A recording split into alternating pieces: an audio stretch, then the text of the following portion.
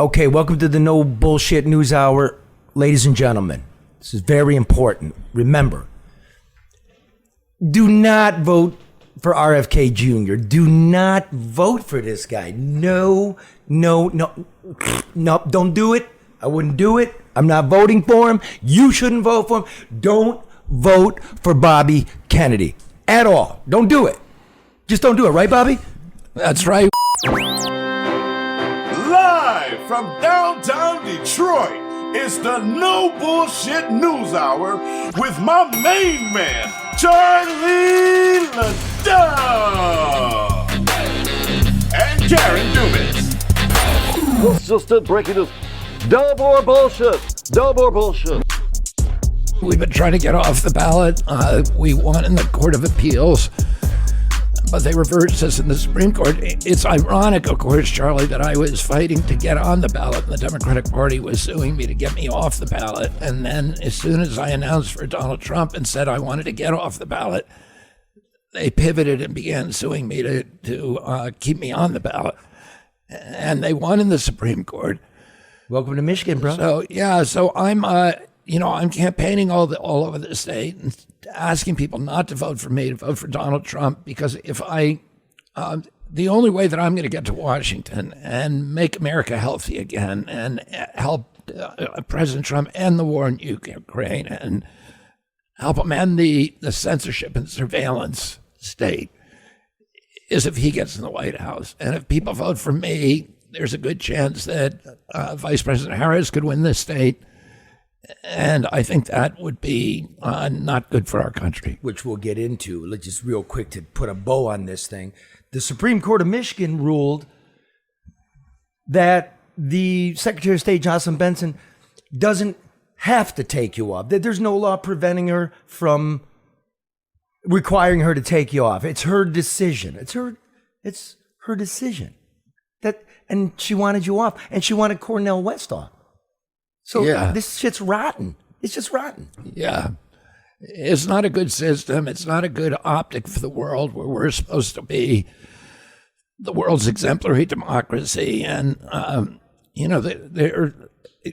listen, the Democratic Party that I grew up with was a Democratic Party that was all about making sure that everybody had a right to vote and that they could vote for whoever they wanted. And this Democratic Party is a party that no longer trusts the people of the United States. And it feels like it has to manipulate information, censor and manipulate elections so that we don't really have a choice. And that's not a good thing for democracy, and it's not a good example for the rest of the world. Okay, so look, there's a lot of people, my family, friends. I was down at Mel's Garage in Ferndale yesterday, and Austin the barber's there. He said, I love Bobby. Bobby says go Trump, then I'm going Trump. I love Bobby. I said, okay. He said, but ask Bobby for me. Is Trump really going to go through it, or is he using you? Do you have assurances that if Trump wins, there's a place for you to make America healthy again in this administration? Yeah, I mean, that's a good question, because the last time around, President Trump didn't do anything that I would have liked him to do. And, the record that he left on Capitol Hill, I mean, I was opposing almost everything he did. For instance? Well, he appointed an oil lobbyist to run the Interior Department. He said he was going to drain the swamp. He appointed a coal lobbyist to run EPA. He appointed a pharmaceutical lobbyist to run Health and Human Services. He appointed a telecom lobbyist to run FCC. And you can go down the list. John Bolton, who's the head of the National Security State, was appointed to the National Security Agency. And so he brought in the military-industrial complex and, big corporations to run the government. And I'm against that. Now, in getting to really know Donald Trump, I've known Donald Trump for 40 years. I've sued him twice and won those suits. But my impression was pretty much center of the Democratic Party during the last time around. I thought the building of the wall was stupid. I don't think that now. I thought some of his policies, because his policies I thought abroad of trying to get good deals for America abroad, that those were good. But a lot of the policies at home I disagreed with. And I thought his personality was filled with bombast and erratic, and I believed all of the propaganda about him as well. Oh, you can build up a big inventory of things to dislike about Donald Trump if you don't question anything. And then I started having these conversations. He called me 3 hours after the shooting in Butler. He called me up and we spent about a half an hour on the phone, and he said, I want to work with you and figure out a way to unify our efforts. So the guy just took a bullet to the ear. 3 hours earlier, yeah. Okay. And I agreed to meet with him the next day in Milwaukee, and we ended up meeting there and having about a 2.5 hour meeting. And then we had a series of conversations and meetings after that. And the biggest one being in Mar-a-Lago, I don't know, about 6 weeks ago. But in those, the proposal he was making is, you're not coming out and quitting the race and endorsing me, but we're unifying our efforts. We're going to create a unity party. You continue to run in red states and blue states, leave your name on the ballot, take them off. But don't vote for you, yeah. Well, no, in the red states or blue states, people can do what they want. Don't confuse the American public. Don't vote for Bobby. You're right. Yeah. Don't vote for Bobby. But I took him off in all of or tried to take him off in all of the battleground states where, I could end up giving the election to President Harris. President Trump, during those conversations, and this is an answer to your question, President Trump said to me, look, the last time I was in office, 2016, I came in, I had no idea how to govern. We didn't really expect to win, and then we won. And I was surrounded by corporations and lobbyists, and they all came in and said, appoint this guy, appoint that guy. And he said, I appointed a lot of bad people. And you know how he talks? He said, bad people like that.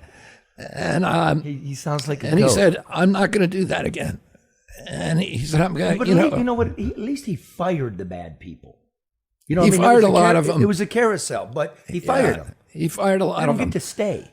Yeah, but I believe him. I think he's more concerned now with his legacy. He's more concerned with actually restoring the economy in this country, with ending the warfare state abroad, making sure that instead of going to war, we use diplomacy and we make deals with people, and deals that are not good for China and bad for us, but deals that are actually good for everybody, that, enrich prosperity around the world. I think he, clearly he wants to end the chaos at the border, which, I'm 100% behind him on, and I don't think Kamala can do that. Let's jump in there, okay? Well, let's. Yeah. And finally, the big other issue I had besides war, censorship and surveillance, is making America healthy again. We're gonna. We'll talk about let's do that border for a minute. Did you see the director of ICE, the statistics he put out yesterday? During this border surge, knowingly, ICE, the Biden-Harris administration has let in 15,000 convicted murderers, 20,000 convicted rapists, 425,000 ex-cons, and a couple thousand more who were awaiting trial in their home country for murder. This doesn't include the gotaways. What did they fucking do here? It's so That should end the outrageous. campaign. Yeah, that should be over. It's not going to be over because the mainstream media is not even reporting this. They're not even reporting this. It's really quite extraordinary because it validates everything he's been saying. He's been saying for months they emptied their prisons and sent them up here, and the liberal media has been ridiculing him for that. And as it turns out, he was dead on right. And don't forget, that's countries that cooperate and exchange information. Venezuela doesn't exchange information. Cuba, Nicaragua, China, Russia. We don't know how many. Right. God. It could be 1 million. God damn. Well, one's too many. I'm sorry. Yeah. I love this country. What do you feel about dual citizenship? Because when we're talking about a pathway for everybody, okay, fair. The plurality of people that came here illegally are Mexican nationals. They're allowed to hold dual citizenship. So at some point, people that entered illegally could be the most powerful voters on the continent. What do you feel about that? Well, dual citizenship, I'm not against dual citizenship. Dual citizenship has been around Since the 60s? at least since the 60s. I don't know before that, but, there are many, probably the majority of countries in the world allow dual citizenship. There's a few that don't, but I don't see a big problem with that. We get the advantage of a lot of people who come over here and bring us enormous talent. And I think that's what we need. I mean, the problem is we don't want the Sinaloa drug cartel running our immigration Well, that's policy. true, too, obviously. But again, I mean, if you came not legally, how about a pathway to residency and a green card? And your children can be what I would do is wouldn't talk about that stuff until the border is sealed tight. You can't tell Americans, okay, we're going to start naturalizing, big swaths of these people and rewarding them for bad behavior without first giving us the assurance it's never going to happen again. So, and then, look, we need more people in this country. Our birth rate is plummeted. Our fertility rates are plummeting. We have a demographic time bomb coming, and Social Security is going to collapse. We got 500,000 jobs that can't be filled with Americans. And we need those jobs over here, but we need to be bringing over the people that we want here. Are vetted and are vetted and that we actually want to have in our country and 100%. And are going to bring benefits and pay taxes and do all the things. And we have a system. That system is kind of broken. We need wider gates but higher walls. That's the way I would put it. Yeah, the walls work around urban centers. See, a long time ago, I told Trump, the wall doesn't work. I mean, it works in like Calexico, Mexicali, Bisbee, McAllen, because that's everybody melts into the urban center. But we all just learned what the wall truly does, because if you touch American soil and claim amnesty, well, you see what you get. So that's all got to be overhauled. Let's move quickly because you're very busy going to Macomb. Yeah, going to Macomb. Get a root beer and get out, bro. All right. Macomb's tough. Okay. That's your hometown, right? No, I'm in Oakland County, Ukraine. We just promised another $8 billion to Zelensky. I did my own math. Okay, this is retail price, brother. Okay. For $5 billion, you can build a double-wide trailer for every homeless vet in the United States, 40,000 people, with $3 billion left over for services. What the fuck are we doing over there? What's the end game? Where are you at? Where's Trump with it? What's the end game? Trump will end the war. How? It's not hard to end the war. You have to sit down with Putin, which they won't do. In fact, they have a law in Ukraine saying it's a crime to negotiate with Putin. I mean, imagine that. My uncle would have been in World War III if he wasn't talking to Khrushchev. He installed a hotline, so they didn't have to even consult their bureaucrats. They were exchanging private letters between each other. The height of the Cold War, 26 letters. And, my uncle said, if you want peace, you got to understand your adversary. And, all we do, Putin has tried twice to settle this war on terms that were very beneficial to us. Once with the Minsk Accords in 2019. And then again in April of 2022, they signed a peace agreement. Zelensky signed it, initialed it. For the Minsk, for the people that don't really know, it's basically the Donbas region will have some semi-autonomy, right? Yeah, and it's like you won't join NATO. It's like Quebec in Canada, right? They get to keep their own language. It's like Puerto Rico, right? Or I would say even not as even a closer relationship than Puerto Rico, but they would be allowed.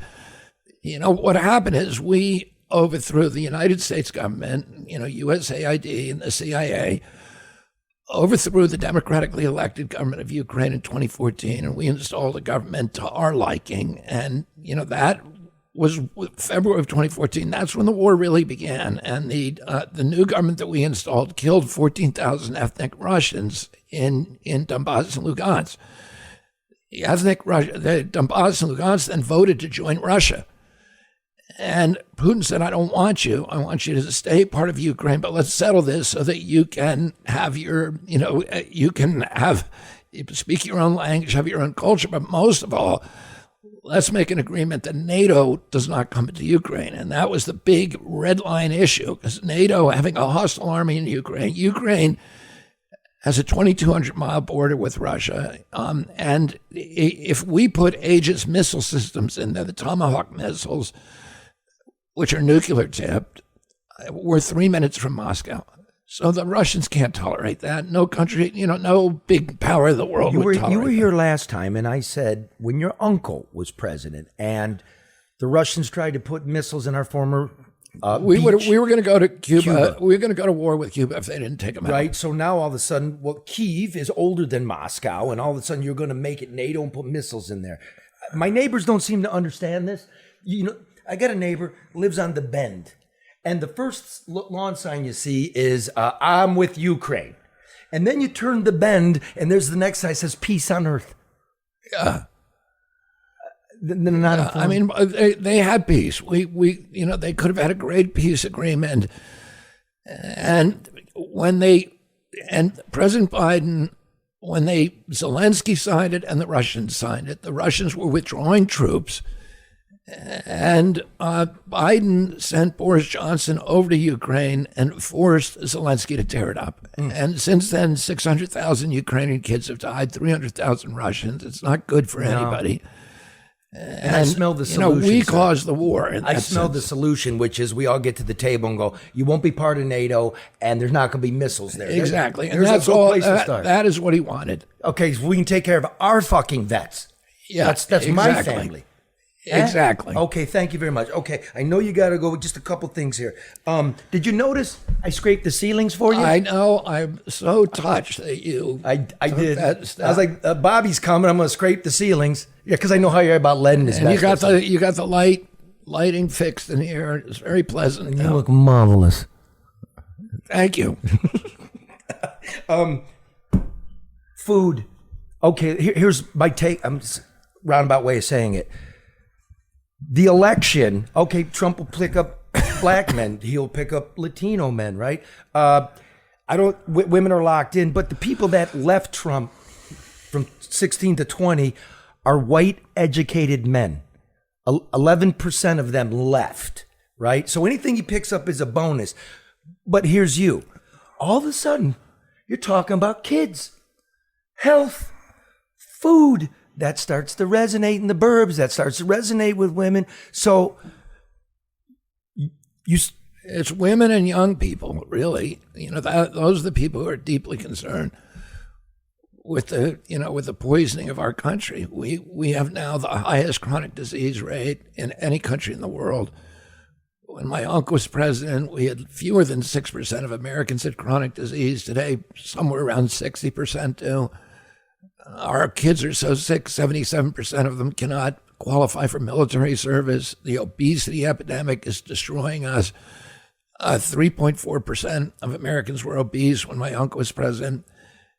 Today, it's 74% are obese or overweight. It's crazy. You look at the old pictures of what America used to look like, there weren't anybody. There was no obese people. We were all slim. And I'm talking, Woodstock, 68, 69. And now, when my uncle was president, we spent zero on chronic disease. Now we spend 4.3 trillion. why are we so sick? We're sick because we're being mass poisoned mainly by our foods, also by our medicines, but mainly by our foods. The food, we have 80,000 chemicals in our foods, about 1,000 chemicals that we allow, ingredients that we allow in our food are banned in Europe. So that's why we're sick. And, our fertility levels have collapsed. Teens today have 50% of the testosterone they had 2 generations ago, 50% of the sperm count. Little girls are hitting puberty at 8. The average puberty in our country for girls is between 10 and 13, which is 6 years younger than it was a couple of generations ago. It's the youngest in the world. And that because a lot of the chemicals in our foods metabolize into estrogen. And the estrogen is feeding ovarian cancers. It's feeding infertility and all kinds of fertility problems. And then, it's also our kids are under mitochondrial stress. And mitochondria for example, diabetes. Mitochondria, I've heard you say this, it's in a cell. It's the what is the energy center of the cell, and it is the center that turns food and light and everything else into energy and keeps our body going. And it's the basis of our immune system.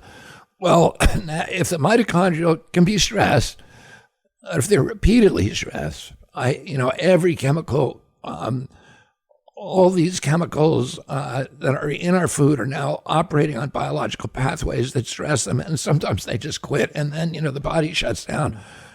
You get autoimmune diseases, you get other diseases. Diabetes is a mitochondrial disorder. Alzheimer's is mitochondrial disorder. It is now classified. The outbreak of Alzheimer's and diabetes are correctly related to the food. Yeah. So, when I was a kid, the average pediatrician saw one case of diabetes in his lifetime over a 40 or 50-year career. Today, 1 out of every 3 kids who walks through his office door is diabetic or pre-diabetic. A lot of these exposures are also related to neurodevelopmental disorders. Like, you and I were joking before about the red dyes and yellow dyes. Those cause ADHD. They're linked to cancer, tumor growth. And other nations don't allow them in their food. So if you go buy Fruit Loops in Canada, yeah, it's the same company Kellogg's making it, or in Europe, but it doesn't have any dyes in it. It has vegetable dyes. Ours, the same company, is poisoning us and deciding not to poison Canadians. Then why do we do it? Do we sell more, per capita? Because well, it's cheaper for them, and it's more colorful, brighter colors, which they say the kids like, but it's poisoning the kids. All of those dyes. This is America, man, and what's more important than death? Money. So. Yeah, we'll let you get the, work on getting the poison out of the food, unless, of course, the stock price goes down and, receipts go down. Well, the mechanism is that the big agricultural companies and the big food companies, which are really big tobacco companies, own the regulatory agencies. They own FDA. FDA gets 50% of its budget from the industry. Right. So they run the FDA. The public doesn't have anything to do with it. And they run the U.S. Department of Agriculture. And what happened is during the 1990s, the tobacco industry was under attack, and they had a lot of money, but they saw that their consumer base was shrinking, and they were getting sued. So they took all this huge money and they bought all the big food companies. Right. By the middle of the 1990s, the 2 biggest food companies in America and the world were R.J. Reynolds and Philip Morris Tobacco Company, and they moved thousands of scientists off their tobacco research into figuring out how to make food addictive. And those scientists developed all kinds of new chemicals that were made in labs, not in nature, that did things to the human body to make you so that you're not satiated by certain kind of food, but they're addictive. They're MSG and all of these other salts and all of these other materials that make you want to constantly eat. And those are the foods that are making people fat because, for those. Because they inhibit your receptors saying, I'm satiated. Just keep dumping it in. You can't keep dumping it in. Again, I want to say this. It sounds like a great idea until it screws my 401k. Do you have the fortitude when people start complaining that their General Mills stock is going down? Are we gonna stick with this? Is this for real? Well, those companies have lots of ways of bringing pressure on the American government. And that's why I think it's important to have a Trump in there, because he seems less susceptible to those kind of pressures than any other president that we've had. He's willing to sort of break things. And I think you need somebody up there. During COVID, he shut down 3.3 million businesses. So this is a bigger emergency than COVID by 10 times. we're literally killing our country. This is existential for our country. Our country is not going to, collapse because we got our 401ks wrong, or because we got the formula for the social safety net wrong, or we're going to collapse and die because of food poisoning, because we're poisoning all of our kids.